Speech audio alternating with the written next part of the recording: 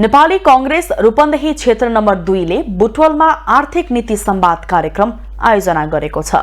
कार्यक्रममा राजनीतिक विश्लेषक अरुण कुमार सुवेदीले आर्थिक विकासका लागि पुँजीको परिचालन राम्रोसँग हुन आवश्यक रहेको बताए। उनले मुलुकमा कांग्रेसको आर्थिक नीति वामपन्थीकरणतिर गएका कारण सफल हुन नसकेको टिप्पणी गर्दै निजी क्षेत्रलाई साथमा लिएर अगाडि बढ्नुपर्ने उल्लेख गरे। विश्लेषक सुवेदीले आर्थिक विकासका लागि पुँजीको परिचालन राम्रोसँग हुन आवश्यक रहेको औल्याए।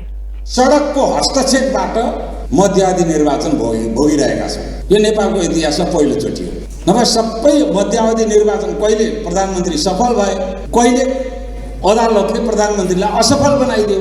कृष्ण प्रसाद भट्टराई र लोकेन्द्र बहादुर चन्द बाहेक त सबै प्रधानमन्त्रीले संसद विघटन गर्न खोजेकै हो नि।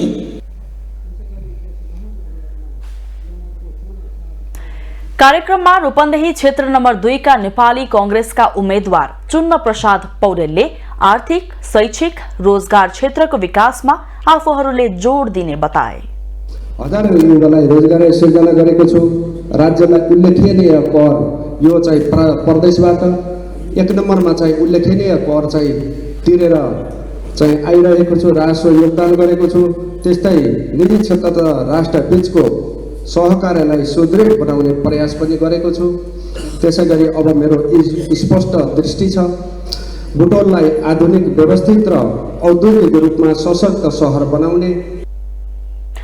कार्यक्रममा नेपाली कांग्रेसका नेता बालकृष्ण खाँड, केन्द्रीय सदस्य रामबहादुर कार्की लगायतले धारणा राखेका थिए।